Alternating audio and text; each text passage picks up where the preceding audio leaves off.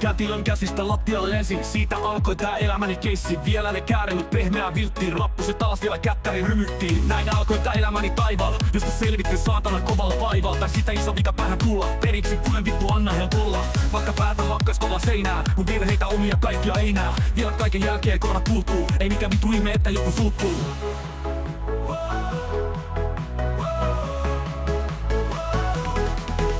Niin raju oli elämäni lähtölaukaus. Se taisi olla monelle kauhea pamaus. Niin saatanan kova on ollut vauhti.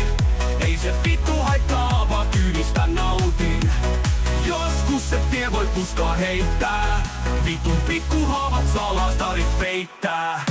On reissussa riittänyt ryminää ja pauketaan. Papessa osku eikä se ole edes vaikeeta. Ehkä joskus olis voinut aikaisemmin lopettaa. Piru hyvä neuvo, kyllä se elämä opettaa. Monta asiaa on aina mennyt päin persettä, vaikka koittaa välttää niitä kaikkia virheitä. Jos elämä on kukkivinen pelto, vittu siksi halusin sitä tarinan kertoa. Kaikista pikkuvirheistä on ottanut opiksi ja löytänyt kiinni vielä elämäni kokiksi.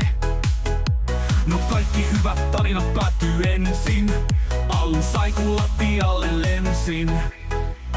Olisinko elämäni voinut elää toisin? Kaduttaako mitään jos tuntea voisin? Onko multa hukassa elotien jäljet? Syynä siihen on kätilön liukkaat kädet.